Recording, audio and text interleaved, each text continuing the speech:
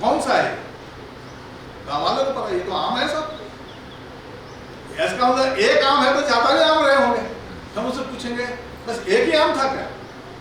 बोले नहीं नहीं साहब, मैं जो इतना था तो यहाँ बहुत सारे आम थे। वो पास बता रहे हैं बहुत सारे आम थे। बस हमें उनको छेड़ना है, मुझे लगाना है उनके ब्रेन में, ध्यान देने का। वो रिकर्सिव पास्ट क्या करेंगे, यहाँ करेंगे स्पीशीज यानी प्रजाति। अभी हालत कैसी है? Present status. प्रेजेंट स्टेटस पहले क्या स्थिति थी? Past status.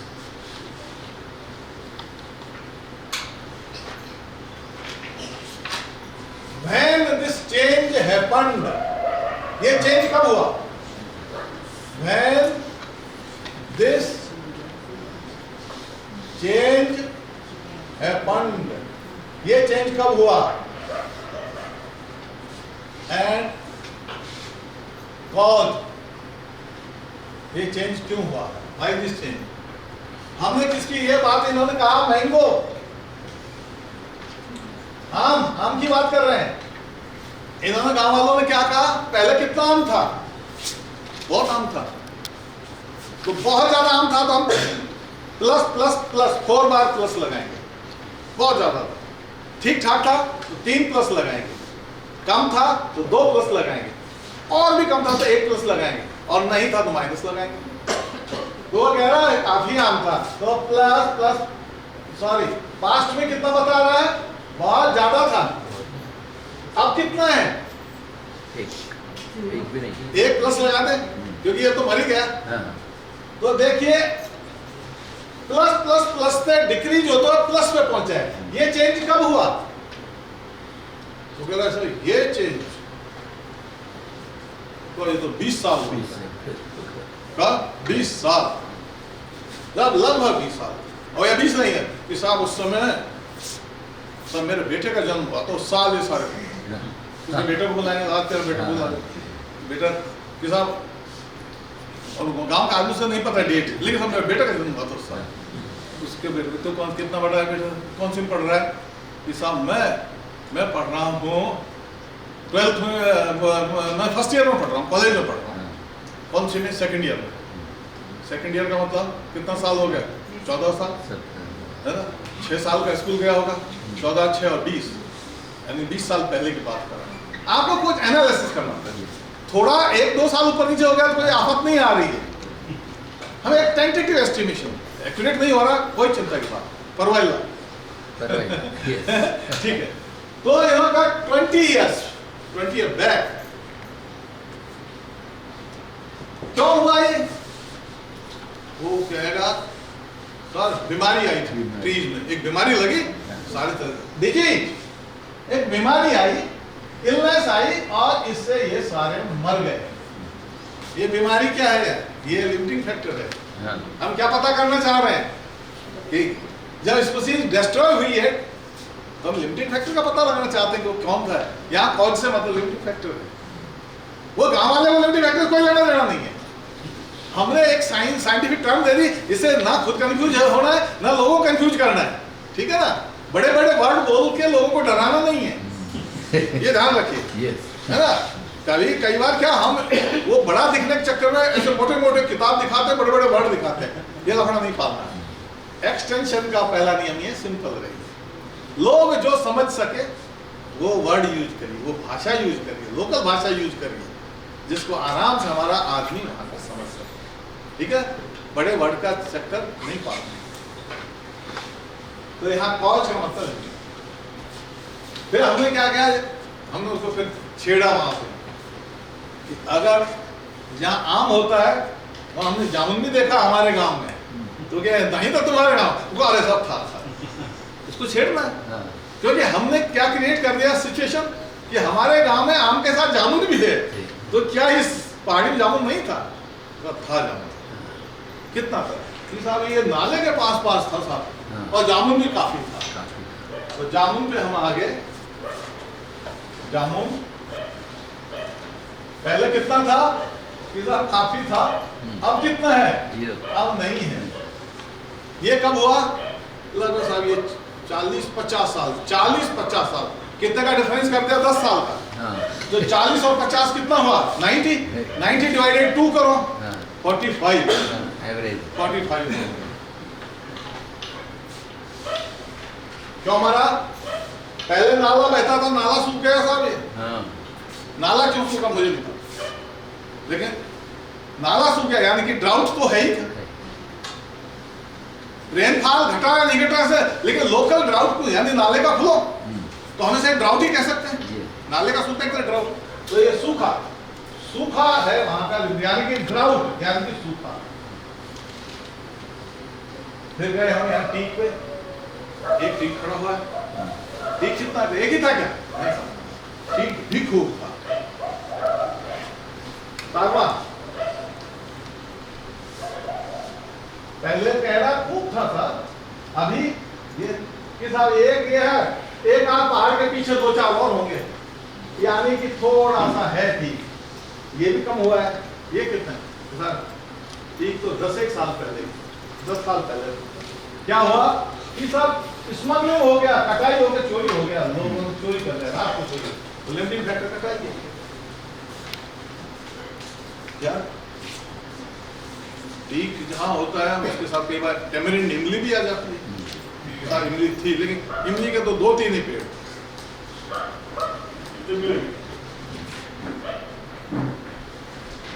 पहले दिन की सब कम ही थी, अभी तो कितने साल, 5-1 साल पहले तक तो थी इमली। कहाँ गई? एक बार बहुत तेज तूफान आया, वो सारी उखड़ गई। स्टॉक लिमिटिंग फैक्टर हुआ, स्टॉक तूफान। ठीक है, तो आप इस पहाड़ी को उधर देखते, कईयों के लोगों के घरों में बांस भी है, बेम्बू भी था क्या? हाँ, बेम्बू। इस पहाड़ी के पीछे थोड़ा सा बेम्बू, बांस भी था। कितना था? थोड़ा सा, अभी नहीं है। कितने साल? यार 2 साल पहले की बात है। सारा लोग रात को काट के लेते गए, और एक पेपर बनाने की फैक्ट्री खुली है, वहां स्मगलिंग कर सारा बेच दिया। अब नहीं। इस तरह जितना स्पीशीज का हम स्पेड वर्क कर सकते हैं वो उनसे निकलवाए। उन्होंने कहा ऐसा मतलब इतना ही थी, तो मालूम नहीं आना। कोशिश करें 10 स्पीशीज, 15, 20 स्पीशीज हमारे पास ये पास्ट आ गया। अब आप जरा देखिए वो स्पीशीज कब, कौन समाप्त पहले हुआ, समाप्त होने का साल, समाप्त होने का ईयर कौन सा है? 1 से लेके 5 साल पहले खत्म हुआ, 6 से 10 साल पहले खत्म हुआ, 11 से 15 साल पहले खत्म हुआ, 16 से आप ले लीजिए 20 साल पहले खत्म हुआ, 21 से 40 साल पहले खत्म हुआ, और 40 से ज्यादा साल पहले खत्म हुआ। आम यहां पर होगा, आम 20 साल पहले खत्म हुआ। जामुन यहां पर आएगा, 40 से ज्यादा पहले खत्म हुआ। सागवान 10 साल हो गया खत्म। इमली 5 साल पहले यहां पर इमली। बांस 2 साल पहले बांस।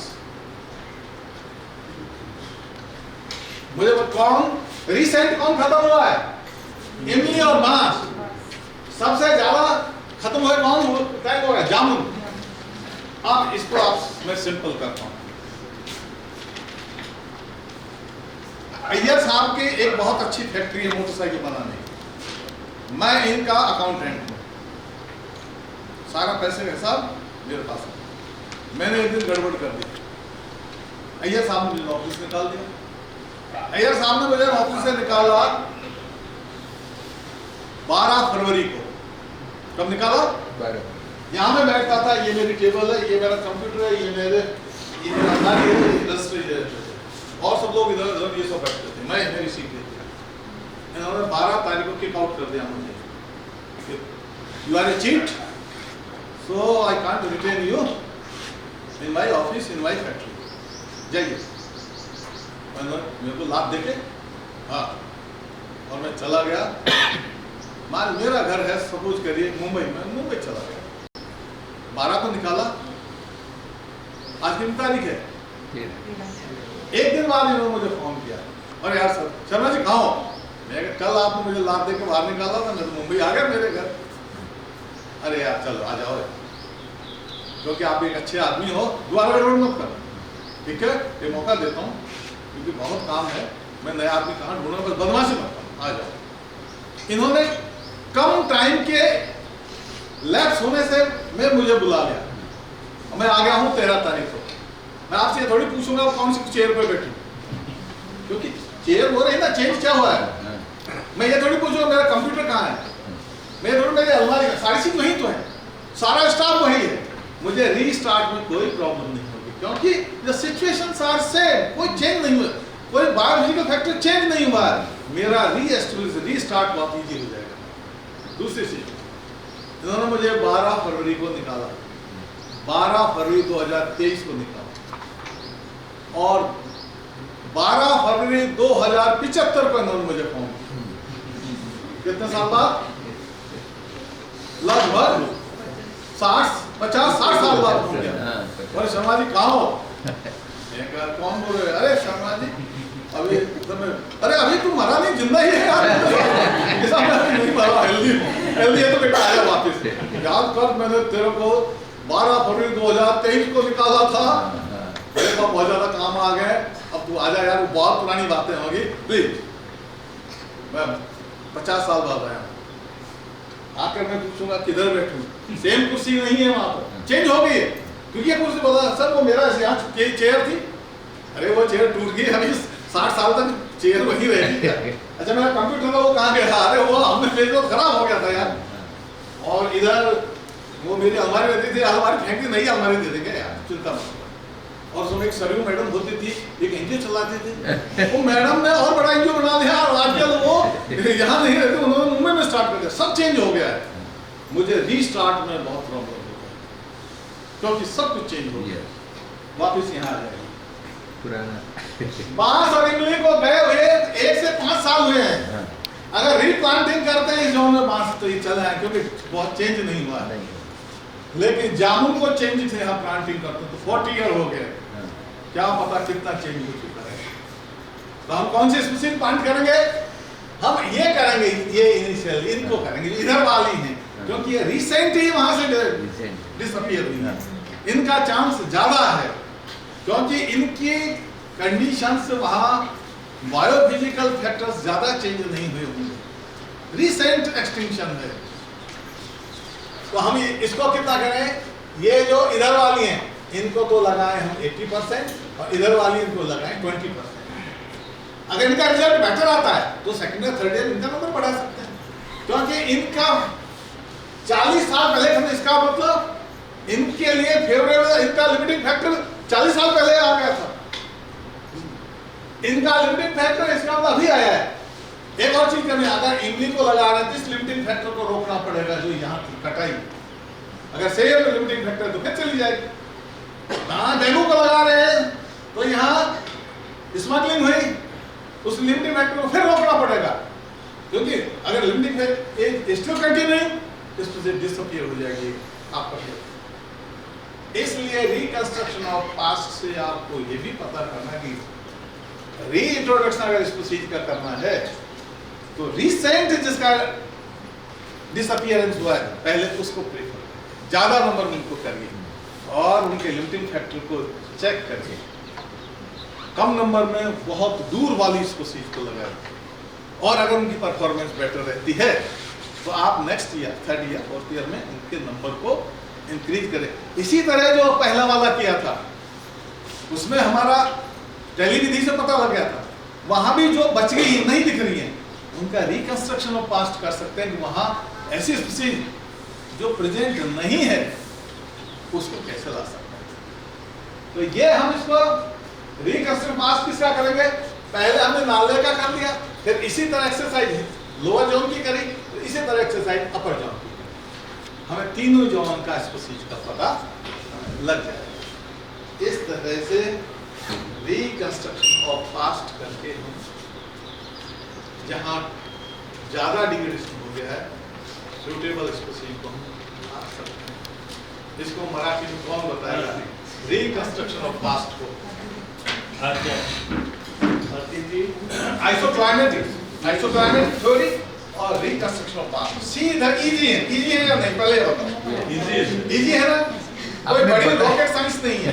आपने बताया उस नहीं सर, आपने ऐसा बताया कि हाँ। सब हमको इजी लगे, ऐसा है। बहुत ही बढ़िया बताया सर।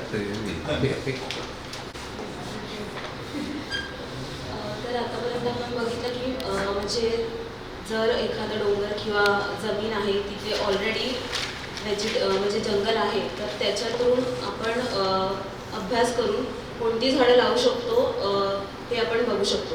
पण जर एखादी जागा आहे डोंगर किंवा फ्लॅटलँड जरी असेल, तिथे एक पण झाड नाही आहे, तर आपण तिथे झाडं कोणती लावायची ह्याचा अभ्यास कसा करायचा ते बघूयात. सो आजूबाजूचा जो परिसर आहे म्हणजे एक डोंगर आहे आणि म्हणजे त्याच्यावरती काहीच नाही आहे, पण त्याच्या पुढे म्हणजे 4 किलोमीटर असेल किंवा 10 किलोमीटर किंवा 12 किलोमीटर जवळ जी कोणती जागा अवेलेबल असेल तिथे जर झाडं आहेत तर त्या एरियाचा आपण स्टडी करायचं आणि म्हणजे सेम क्लायमॅटिक झोन्स असले पाहिजेत. ज्या ज्या एरियावरती आपल्याला काम करायचं आहे ते आणि त्याचे जे क्लायमॅटिक कंडिशन्स आहेत म्हणजे सॉईल असेल किंवा रेनफॉल सेम असला पाहिजे अशी जागा आपण बघायची आणि तिथे जे काही झाडं असतील त्याची नोंद आपण करून घ्यायची. मग ती टॉपमधली कोणती झाडं असतील त्याची, मिडलमधले, बॉटममध्ये आणि जी नालाचा जो एरिया असेल तिथली जी काही झाडं आहेत त्याची नोंद करून घ्यायची. जर म्हणजे आपण जवळची जी एरिया असेल तिथली स्टडी करणार, पण तिथेही काही नसेल तर अजून थोड्या किलोमीटर्स म्हणजे 10 किलोमीटर किंवा 12 किलोमीटरपर्यंत दूर आपण जाऊ शकतो. पण जर आपल्याला जर वाटत असेल की ती क्लायमॅटिक कंडिशन चेंज व्हायला लागले तर आपण तिथे स्टॉप व्हायचं आणि म्हणजे त्या कंडिशन्सची झाडं आपण घ्यायची नाहीत, कारण की आपलं क्लायमॅटिक बायोफिजिकल जे फॅक्टर्स आहेत ते पूर्णपणे चेंज होतात आणि आपल्याला जी झाडं हवी आहेत ती मिळणार नाही. तर जर आपल्याला काहीच क्लू कुठे मिळत नसेल आयसोक्लायमॅटिक झोन्समध्ये तर आपण पुढे काय केलं पाहिजे, तर जे त्या म्हणजे जिथे आपल्याला काम करायचं आहे तिथे आपण परत यायचं आणि तिथली जी लोकं आहेत ओल्ड पीपल आहेत त्यांच्याशी आपण इंटरॅक्शन करायचं, त्यांच्याकडून जाणून घ्यायचं की त्यांच्या बाळपणी किंवा त्या एजमध्ये म्हणजे झाडं तिथे पूर्वी झाडं कोणती होती, किती काय प्रमाणात होती हे आपण त्यांच्याशी इंटरॅक्ट करून जाणून घेऊ शकतो.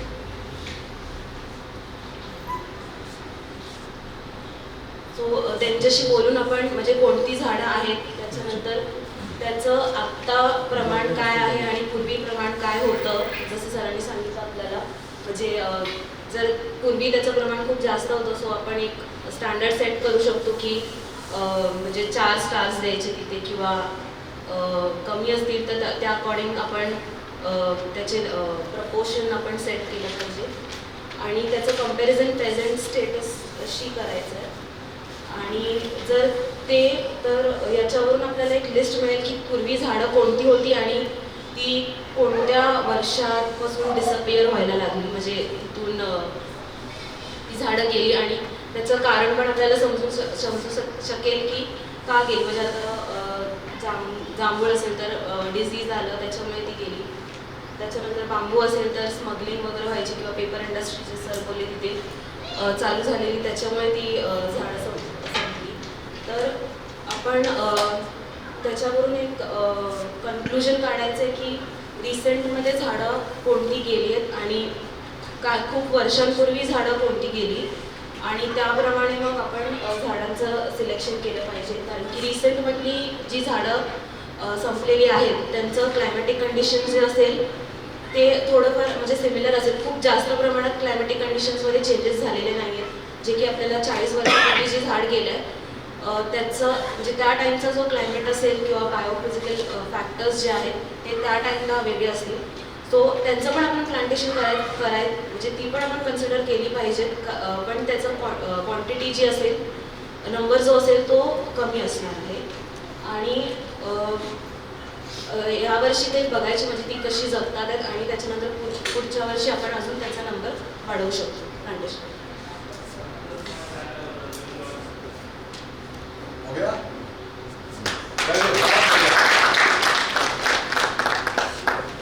तो आप स्पेसिफिक सिलेक्शन आ गए, कैरेक्टरिस्टिक कैसे सेलेक्ट करेंगे? Yes. हम किसी से बुक नहीं पढ़ेंगे और किसी से पूछेंगे नहीं, और इसमें जो आपका एक्सपीरियंस है वो भी आप ऐड कर सकते हैं. ना नेचर के अलावा हमने एक्सपीरियंस किया, सिमिलर कंडीशन को वहाँ ये प्लांट मिलता है, आप उस एक्सपीरियंस को इसमें अपने स्पेसिफिक सिलेक्शन को एनरिच कर सकते हैं. लेकिन कोई भी बाहरी विदेशी है वीड इन्वेसिव वीड वाले विदेशी पौधे नहीं लगाना, अपने लोकल पौधों नेटिव स्पीशीज में सिलेक्शन करना है, और वो नेचर हमको यही सलाह दे रही है. तो हमने 2 रूल अच्छी तरह समझ लिए, करेक्ट स्पीशीज Yes. और करेक्ट Yes. प्लेसमेंट. अब हम आएंगे करेक्ट टाइमिंग पे आएंगे. सर कुछ एक्सपीरियंस करना है, एक्सपेरिमेंट करना है तो नहीं करेंगे? करेंगे करेंगे. सर एक सवाल है. हाँ सर ये जो रिकंस्ट्रक्शन ऑफ पास्ट का जो तरीका है, इस तरह का सर्वे जो बैरन लैंड्स है अपने देश में राज्यों में, इसका कोई सर्वे करने का कोई मैकेनिज्म है अपने पास? ये बताना है कि नहीं? नहीं, सर्वे ऑलरेडी एग्जिस्टिंग. ऑलरेडी एग्जिस्टिंग कोई है ऐसा तरीका जो गवर्नमेंट के कोई डिपार्टमेंट या फिर एग्रीकल्चर डिपार्टमेंट या फिर फॉरेस्ट डिपार्टमेंट करते हैं, और वो रा फाउंडेशन या फिर कोई ऐसे एनजीओज है उनको बताते हैं कि भैया ये जगह है, इस तरह से यहाँ पे कई सालों पहले इस तरह के पौधे हुआ करते हैं. सरयू मैडम आपकी हेल्प करेंगी. हाँ. FES ने एक टूल बनाया क्लार्ट. क्लार्ट में उन्होंने बहुत सारी लेयर डाली. वहाँ की सॉइल कैसी है, एक लेयर. वहाँ का स्लोप कैसा है, दूसरी लेयर. वहाँ का रेनफॉल कैसा है, चौथी लेयर. वहाँ ग्रासेज कौन कौन सी, वहाँ ट्री कैसी क्या है, कौन कौन, वहाँ बुश कौन कौन सी है, वहाँ एनिमल कौन कौन सा है, वहाँ अंडरग्राउंड वाटर टेबल कितना गहरी है, वहाँ रॉक कैसी है. मान लीजिए इस फॉरेस्ट में मुझे पता लगाना क्या लगा, तो मैं वहाँ जाकर मेरे मोबाइल में उस टूल को लाकर मैं वहाँ का GPS नंबर लिखूंगा, लोकेशन लिखूंगा, कोऑर्डिनेट्स लिखूंगा. कोऑर्डिनेट करते हुए लेयर से वो कैलकुलेट करके बता देगा इस जॉन की कौन सी स्पीशीज सुटेबल है. तो उन्होंने क्लार्क बनाया. हाँ. Will be taken- और वो ये भी बता देगा कि अगर यहाँ एनीकट बनाएंगे, चेक डैम बनाएंगे तो पानी स्टोर होगा कि नहीं होगा, क्योंकि उन्होंने स्ट्रेटा का भी उसमें डाला हुआ है. और एक आजकल नई एक चीज आ रही, स्पीशीज मॉडलिंग का नाम सुना? मॉडलिंग. मॉडलिंग में वो क्या बताते हैं कि मान लीजिए कोई स्पीशीज हमारे देश में, ये हमारा देश है, ये राजस्थान, ये गुजरात, ये फिर नेपाल, फिर ये नॉर्थ ईस्ट और ये हमारा. मान लीजिए आपका काली मिर्च, ब्लैक पेपर यहाँ तक पैदा हो रही है. ये तो प्रेजेंट डिस्ट्रीब्यूशन रेंज है. हाँ. इसके अलावा कहाँ और हो सकती है, मॉडलिंग बताएगा. मॉडलिंग में क्या करेगा, यहाँ रेन कैसी है, यहाँ ह्यूमिडिटी कैसी है, या सूखा कैसा है, गर्मी कैसी है, सर्दी है, ये सारा पैटर्न स्टडी करके वो बताएगा. सेम कंडीशन यहाँ और मिल रही है, यहाँ पर और यहाँ पर. इसका मतलब स्पेसिफिक को यहाँ भी उगा सकते हैं, यहाँ भी उगा सकते हैं. ये स्पेसिफिक मॉडलिंग. तो वो क्लार्क एक तो ये बता देता है कि यहाँ पर कौन सी स्पेसीज आप खड़े हो सुटेबल है, और दूसरा मॉडलिंग से अगर आप इसके डिस्ट्रीब्यूशन जोन से बाहर लगाना चाहते तो वहाँ और कहाँ लगा सकते. ऐसे टूल्स लोगों ने डेवलप कर लिए. Online tools है. So FES is this organization Foundation for Ecological Security. इसकी history foundation for ecological security. तो आपको वर्गीस कुरियन याद है? So Verghese Kurien in the 50s, early 50s उन्होंने मिल्क कोऑपरेटिव ये चालू किया था, एंड वो became NDDB, national dairy development board, whose brand name is Amul. तभी उनके विजन में ही had started tree growers cooperative, जो बड़ा बना, एंड अभी उनका नाम है foundation for ecological security, FES for short. उन्होंने भारत में 1 करोड़ एकड़ की रेस्टोरेशन की है. 1 करोड़ एकड़. तो FES हमारे नॉलेज पार्टनर्स हैं, एंड उसी दौरान सर यहाँ आए और सर FES के प्राइमरी कंसल्टेंट फॉर इकोलॉजिकल। सो और FES ने बहुत सारे IT टूल्स भी डेवलप किए हैं, उसका ऑनलाइन कोर्स होगा। तो जब भी वो हम फाइनलाइज करते हैं आपको सबको मेल मिलेगी, वापस रजिस्टर कीजिए and you can access that online. Madam मेरा सवाल वही है कि ऐसी जगह या फिर ऐसे स्पॉट्स आइडेंटिफाइड है, कोई NGOs है जैसे कोई ऐसे बच्चे हैं या हिलवाई जैसी कोई ऑर्गेनाइजेशन है जिनका काम आसान हो रहा है। एग्जैक्टली। पूरे इंडिया का उन्होंने कर दिया, होल इंडिया का कर दिया। तो इसका कोई एक्सेस है जनरल लोगों को? बहुत एक्सेस है, इजी एक्सेस है। टूल्स विल गिव यू ना, then you will know it. Plot वहाँ से प्रोक्योर करके आप इन सबको दे दीजिए एग्जैक्टली। और वो कोई पैसा वैसा चार्ज नहीं करते, एंड इट इज फ्री। वो तो फ्री है, ओ फ्री है, कोई पैसा चार्ज नहीं। और एक सवाल है, हाँ। अभी आपने बताया 20 साल पहले एक आधा पेड़ खत्म हो गया, उसके वजह तो नहीं है, वो वहाँ पे नहीं आ सकता। 20 साल पहले या 60 साल पहले वो था। नहीं, मैंने ये नहीं कहा नहीं आ सकता। अरे नहीं, एक मिनट। लेकिन सर्वे के बाद हमने क्या किया, अभी इसको ये कम है तो इससे लगाना से अच्छा ये बेटर है। लेकिन इससे क्या होगा, एक पेशी मतलब एक ही तरीके का बढ़ जाएगा, एक कम हो जाएगा। धीरे धीरे होता क्या है, आदमी की एक टेंडेंसी, मतलब जितने भी काम कर रहे हैं, यार ये नहीं आता है, इससे अच्छा तो ये आ रहा है तो इसी को लगा, मैंने लगाया, ये बढ़ेगा तो मेरा नाम होगा, तो दिमाग में रहता है। इससे अच्छा मतलब इसको कैसे कम कर सकते हैं हम? नहीं, इसको ऐसे कर सकते हैं, मान लीजिए आपको कोई लग रहा है कि ये लगाया जा सकता है, या पब्लिक ने डिमांड कर ली नहीं ये लगाया जा सकता है, और रिकंस्ट्रक्शन पास्ट में भी इसमें चीज नहीं आई है। हमें हमारे मतलब अभी अपने पास जो 950 जो नया जाति मतलब अपनी इंडियन जाति जो आज नहीं है, उसको अपने को रीडेवलप करना है, उसको लाना है। रेयर उसके लिए रेयर को हम क्या कैसे कर सकते हैं? थोड़ा भी, यस ओके थोड़ा बाद में आएगा, यस उसको मैं वहाँ तक पहुँचूंगा, हाँ हो सकता है वहाँ मैं कल पहुँचूँ, ओके ओके ध्यान में आ गया सर आपके दिमाग क्योंकि वो एक फ्लो के साथ आएगा। यस यस और वो एब्रप्ट उसको अभी करेंगे ना तो हाँ, समझना, नहीं, उस सीक्वेंस में वो Yes. आपको क्विकली आ जाएगा। आपने बोल दिया तो समझ में आ गया उसका कि वो sequence है, वहाँ आएगा। इन दी लाइन है। आइए सर प्लीज। इसी चार्ट को लेके अगर मान लो ये 20% जो है, अगर इस साल लगाए वो उसमें से कुछ भी नहीं आया या फिर 1-2% ही आया, तो आप अवॉइड करिए, इसका मतलब उसका हाँ, लिमिटिंग फैक्टर है। यस नहीं हाँ अब रिस्क मत लीजिए, आपने एक्सपेरिमेंट कर लिया, यस करेक्ट हाँ आपने एक्सपेरिमेंट कर लिया और Very ले लिया good. कि limiting factor is still prevailing at the Yes. Site. इसका मतलब इसी को 100 करना है इधर हाँ वालों को। हाँ करेक्ट करना है। और ये भी हो सकता है इधर वालों में भी किसी का लिमिटेड फैक्टर चल रहा हो, तो आपको फर्स्ट ईयर रिजल्ट पता, फर्स्ट ईयर के प्लांटेशन को केयरफुली देखिए। देख एक और चीज कर सकते हैं आप, और स्पेसिस सेक्शन में, और वो ये है आपने जो कुछ फर्स्ट ईयर में किया है, review the results of that plantation. Yes कैसे देखिए, वो भी आपको बहुत इंपॉर्टेंट रिव्यू देगा, उसको देखिए किस तरह review of your own previous plantation. क्योंकि आप सपोज ये आपको नहीं पता क्या इकोलॉजी और क्या फैक्टर का लिमिटिंग फैक्टर नहीं पता है, आपने तो कर लिया, उसके रिजल्ट को देखिए, वो भी आपको बहुत अच्छा एक इंसाइट देंगे। सर मुझे किसी से जुड़े हुआ पूछना है कि जैसे बोला कि एक साल में तो हमने देख लिया, बट उस एक साल में ऐसा भी हो सकता है उस साल सूखा पड़ा हो या उस साल बहुत ज्यादा बारिश हुई। ये करके देख लीजिए, एक और साल करके देख लीजिए, आप छोटा सा पायलट कर लीजिए, छोटे छोटे पायलट करके देख लीजिए। सो आइडियली कितने साल फिर, क्योंकि वेरिएशंस होते अगर आपके हैं। दो रिजल्ट Season, हाँ। कॉन्सिक्यूटिव ईयर दो रिजल्ट सेम आ रहे हैं, इसका मतलब अगर 2 साल के ट्रायल आपको सेम रिजल्ट दे रहे हैं, इसका कॉशियस होते हैं, yes no point in continue है ना?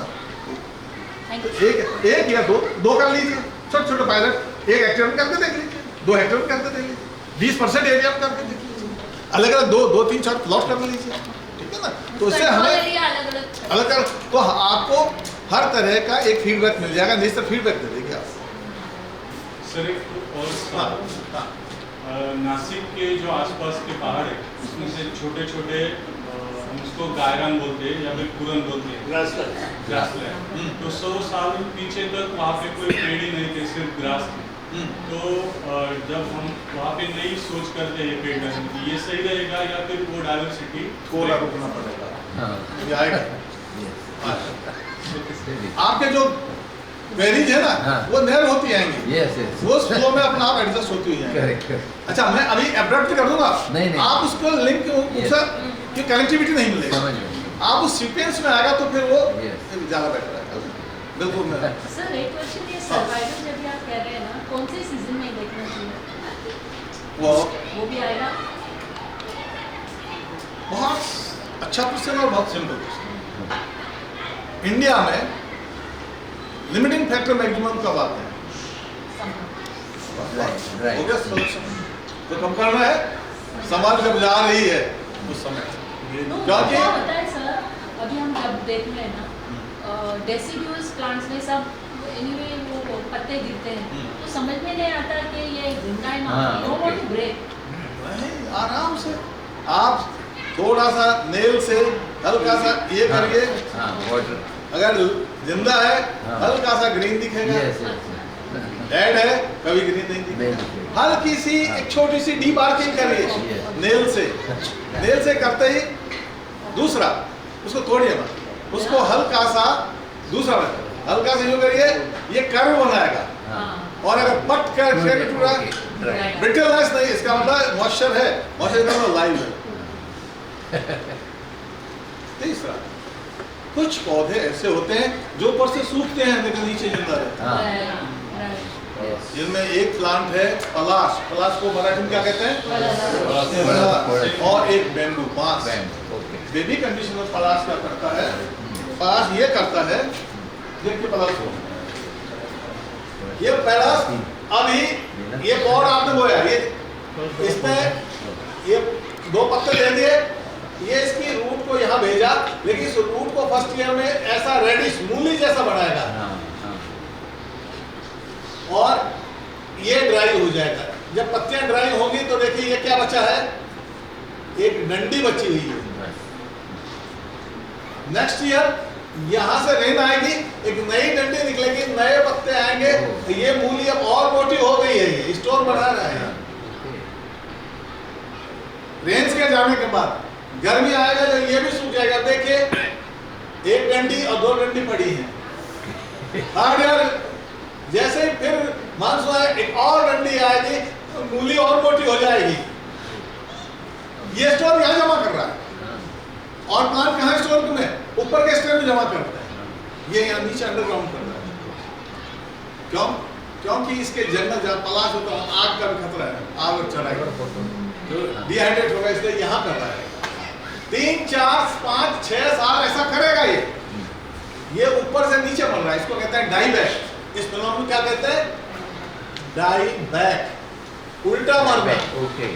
ये वहां से सूखना शुरू, पहले ये सूखेगा, फिर ये सूखेगा, फिर ये ग्रीन है, फिर ये, और ये लास्ट में पूरा dry. Die back, dry back नहीं, डाई बैक, डाई बैक। अब क्या हो गया, इसने बहुत स्टोर कर दिया। ये सब कौन सी चल रही है? ये सैपलिंग स्टेज चल रही है। अब ये पोल सीधा पोल स्टेज में, अब डाई बैक नहीं करेगा, सीधा मोटा निकलेगा, सिंगल। अब नहीं मरेगा डाई बैक नहीं, इसका ये नेचुरल फिनोमेनन है चलने का। तो अगर आपका फरस सूख गया है, वो मरा नहीं है, वो नेचुरल फिनोमेनन क्या है, अंडरग्राउंड समाधि में वो जिंदा बैठा, समाधि ले रखी है उसने, सिर्फ उसकी लीफ गई जो उसको मारना था, क्योंकि उसके कंप्यूटर में फीड है ये सिस्टम। लेकिन इसकी स्टेम ब्रिटल होगी या नहीं, मर गया, काला पड़ जाएगा, आप फट से टूट जाएगा, लेकिन नीचे जिंदा है। इसका स्टेम भी डेड, इसका पत्ता भी डेड, कोई एरियल पोर्शन जिंदा नहीं रहेगा, तो 50% डेड, ऊपर डेड। यही बांस में बैम्बू क्या करेगा? आपने फर्स्ट ईयर जो बैम्बू लगाया, ये बैम्बू क्या करता है, इसमें नीचे राइजोम होता, हुक होता है ऐसा इसमें, और ये इसमें पत्ते हैं, ये पत्ते सूख जाएंगे, ये राइजोम जिंदा है, फिर अगले साल में एक और राइजोम निकलेगा, एक और हुक, फिर और एक हुक, ऐसा ही नीचे अंडरग्राउंड हुक को बनाते थे, इसको राइजोम कहते हैं। इसके बाद ये सारे हुक ऊपर निकल जाएंगे, ये सारे निकले, सारे मिनटे बाहर निकल जाएंगे। तो बैम्बू भी नहीं मरता है, ये ना। सहजना, सहजना को मराठी में क्या कहते हैं? जिसको सेवदा, सेवदा भी नहीं मरता, वो भी नीचे मूली बनाता है। सेमल भी नहीं मरता है, वो भी नीचे मूली बनाता है। हाँ, हाँ लगा। यानी कि ये इनकी डिवाइस है, लिमिटिंग फैक्टर में अपने आप को जिंदा रखने की डिवाइस है। और इनबिल्ट है कंप्यूटर में, इसलिए उन स्पीसीज को आप डेड नहीं मानते। ठीक है, तो ये आपको इतना समझ। अब हम पुराने प्लांटेशन के रिजल्ट से भी देखेंगे। देखिए किस तरह पुराना रिजल्ट प्लांटेशन भी आपको नॉलेज देता है कि which species is suitable for the area. Suppose करिए ये एक हिल है, यहाँ पर ये 100 हेक्टेयर का था। यहाँ पर मैंने मॉनसून 2021 में यहाँ प्लांटिंग किया था। कितना लगाया था? सपोज करिए नीम मैंने 100 लगाए थे। टीक सागवान वो भी मैंने 200 लगाए थे। आम वो मैंने 100 लगाए थे। बांस वो मैंने 500 लगाए थे। इमली टेमरिंड मैंने 50 लगाया। एक साल बाद, ये तो मैंने प्लांटिंग किया था एक साल बाद, यानी कि जब 3 सीजन चले गए, 3 सीजन के लिमिटिंग फैक्टर उसने देख लिए। मानसून के बाद विंटर, विंटर बाद समर। तो समर जब जा रही है, यानी कि मई जून के आसपास मैंने इसकी काउंटिंग की, नीम जिंदा मिला 50, टीक जिंदा मिला सपोज करिए 180, आम जिंदा मिला 40, बैम्बू जिंदा मिला 400, इमली जिंदी मिली 10। ये लाइव है, जिंदे हैं। कितना परसेंट लाइव जिंदा है? ये 50% लाइव। ये कितना लाइव है? 90% लाइव। ये लाइव कितना है? 40% लाइव। ये कितना है? 80% लाइव। ये कितना लाइव है? 20% लाइव। तो लाइव का मैं रैंकिंग लिस्ट बना रहा हूं। फर्स्ट में सबसे ज्यादा जिंदा कौन है? टीक। टीक जिंदा है 90%। सेकंड कौन है?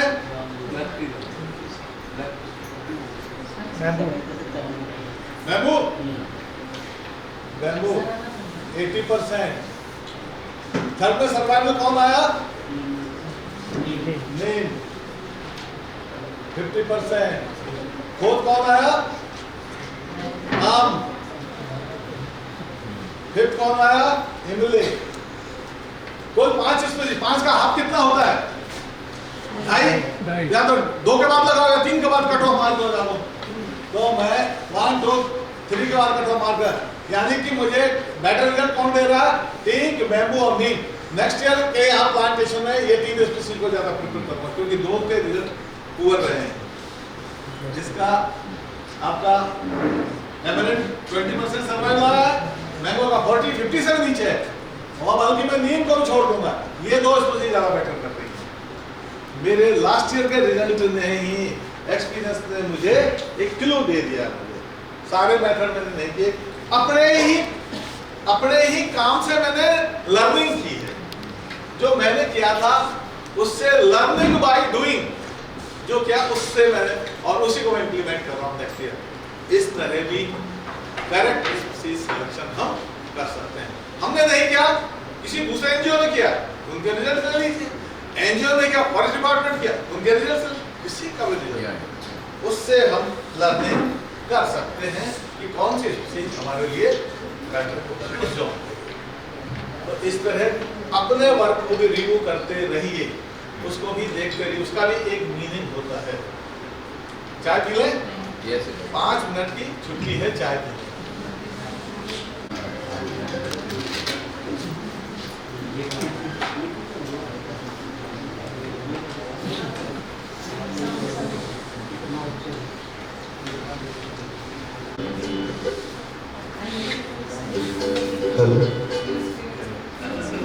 याच्यानंतरचं समराईज नाशिक ब्लॉगर्सपैकी एक जण करतील.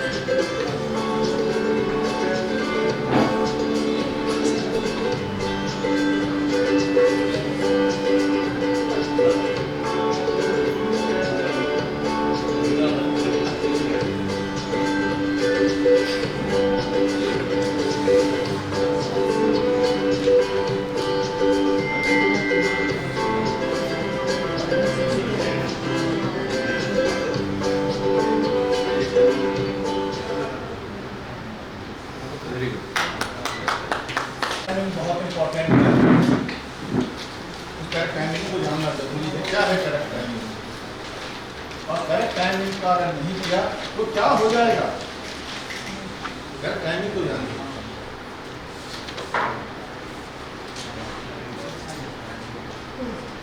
हमारे एक वर्ष में 12 मंथ होते हैं। जनवरी, फरवरी, मार्च, अप्रैल, मई, जून, जुलाई, अगस्त, सितंबर, अक्टूबर, नवंबर। हमारे देश में 2 ग्रोइंग सीजन है। ग्रोइंग सीजन जब प्लांट अपनी ग्रोथ करते हैं, एक ग्रोइंग सीजन हमारे पास फरवरी मार्च में होता है करीब करीब। इसकी लेंथ अलग अलग इलाकों में डिफरेंट होती है। एक मिड जून से और आपका अक्टूबर तक होता है। इसकी भी अलग अलग जगह डिफरेंट लेंथ होती है। ये जो है ये 120 से लगभग 150 दिन है यहाँ। ये आपका 30 से लेकर 50-60 दिन ये है, 60 दिन। ये ग्रोइंग सीजन, फिर नॉन ग्रोइंग सीजन, फिर ग्रोइंग सीजन, फिर नॉन ग्रोइंग सीजन। ये ग्रोइंग सीजन क्यों है? क्योंकि यहाँ लिमिटिंग फैक्टर नहीं। जब लिमिटिंग फैक्टर नहीं होगा उस सीजन को हम क्या कहेंगे? Growing season. यहाँ अच्छी रेन आ गई है, अच्छी एयर में ह्यूमिडिटी है, टेम्परेचर में ज्यादा नहीं है, ना कम ना ज्यादा, प्लांट ग्रोथ करेगा, इसलिए किसान ने यहाँ खेती ऊपर की तरफ ज्वार बोएगा, पैडी बोएगा, मक्की बोएगा। लेकिन जैसे नवंबर आता है, सूरज दक्षिणायन में जाने से टेम्परेचर लो होने लग जाता है। पानी तो है मिट्टी में, क्योंकि रेन तो अभी गई है, मिट्टी में पानी है, लेकिन टेम्परेचर एयर ठंडी हो गई है। प्लांट का कंप्यूटर उसको क्या कहता है? ओए ग्रोथ मत कर, टेम्परेचर नहीं है, फिजियोलॉजी स्लो हो जाती है। इंसेक्ट, छिपकली, ये सब छुप जाते हैं सर्दी से बचने के लिए, डॉर्मेंट, कोई नहीं खाएगा। अब देखिए जैसे ही फरवरी आती है, जनवरी 14 जनवरी को सूरज उत्तरायण में आ जाता है, फिर थोड़ा सा टेम्परेचर रेज होता है। अभी डॉर्मेंट क्यों था? टेम्परेचर लो था। टेम्परेचर बढ़ा तो इसका कंप्यूटर क्या कह रहा है? अरे ग्रोथ करो, टेम्परेचर बढ़ रहा है, फिजियोलॉजी स्टार्ट, नई हीट आ जाती है। लेकिन जैसे ही अप्रैल आता है, मिट्टी में पानी नहीं है, ड्राई हो गई, फिर कंप्यूटर क्या कह रहा है? सॉरी आप मत बढ़ रहा, रुक जाओ, क्योंकि नीचे पानी नहीं है, नई पत्तियों को पानी कहां से दोगे, रुक जाओ। नॉन ग्रोइंग पीरियड हो गया, ये जीपी ग्रोइंग पीरियड, ये जीपी ग्रोइंग पीरियड, ये नॉन ग्रोइंग पीरियड। केरला में करीब पूरे साल ही पौधे बढ़ते हैं, ग्रोइंग सीजन है हमेशा वहां पर। जम्मू कश्मीर में ग्रोइंग सीजन और भी छोटा है, क्योंकि ठंड ज्यादा है। राजस्थान में देखेंगे जैसलमेर में ये छोटा वाला ग्रोइंग पीरियड है ही नहीं, बस यही है, और ये भी 90 डेज का 100 डेज का। आपके यहाँ थोड़ा बड़ा है। हम यहाँ प्लांटिंग कर सकते हैं और यहाँ प्लांटिंग, 2 जगह प्लांटिंग कर सकते हैं। लेकिन यहाँ प्लांटिंग कर देंगे फरवरी मार्च में, अप्रैल में पानी कहाँ से लाएंगे? पौधा सूख जाएगा, इसलिए रिस्क नहीं करना, प्लांटिंग नहीं कर सकते। लेकिन नर्सरी यहाँ बना सकते हैं हम, इसलिए सारी नर्सरियाँ कब करते हैं? इस वाले ग्रोइंग सीजन में स्टार्ट करते हैं। तो अगर आपको नर्सरी बनानी है तो कहाँ स्टार्ट करोगे? फरवरी मार्च। तो एक्चुअल नर्सरी से पहले का काम जनवरी में पूरा कर लो। लैंड प्रोक्योरमेंट है, फेंसिंग का काम है, ये सब पहले कर लो। प्लास्टिक की थैली प्रोक्योर करना है, सैंड, मैन्योर ये प्रोक्योर करना है, बैग फिलिंग करना है, ये सब जनवरी में कर लो, दिसंबर में। और जैसे फरवरी या सीड सोइंग वगैरह ये सब कंप्लीट करो, क्योंकि प्लांट को ग्रोथ करने का सीजन आ गया। और ये प्लांट जो फरवरी में किया है, देखिए जून जुलाई तक कितना है? 1 2 3 4 या 5 महीने का हो जाएगा। यहाँ इसको प्लांटिंग करना है, यहाँ इसको प्लांट करेंगे। यहाँ हम प्लांटिंग क्यों कर रहे हैं? क्योंकि यहाँ बहुत बड़ा सीजन है, इसलिए ड्राई होने का खतरा नहीं है। अब देखिए हमारे पास ये 150 दिन है। अगर हमें अच्छी वर्षा आ गई जून 15 से 30 जून तक अच्छी, हम यहाँ प्लांटिंग कर देते हैं 15 दिन में, तो देखिए 150 टोटल ग्रोइंग पीरियड का दिन है। 15 दिन हमने खर्च किया प्लांटिंग में। प्लांट को ग्रो करने के लिए 145 डेज है अभी।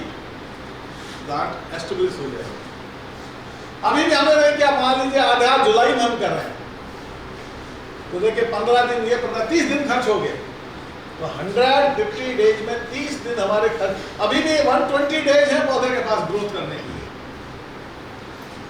और मान लीजिए पूरा जुलाई चला गया और हम अगस्त में पूरा कर रहे हैं, तो कितना 15, 60, 75 दिन बर्बाद, सिर्फ 75 दिन बचे हैं पौधे को ग्रोथ करने के लिए। आपने पूरा सितंबर और खर्च कर दिया, तो 135 दिन आपने सिर्फ वेट में और काम में, आपके पौधे के पास कितना,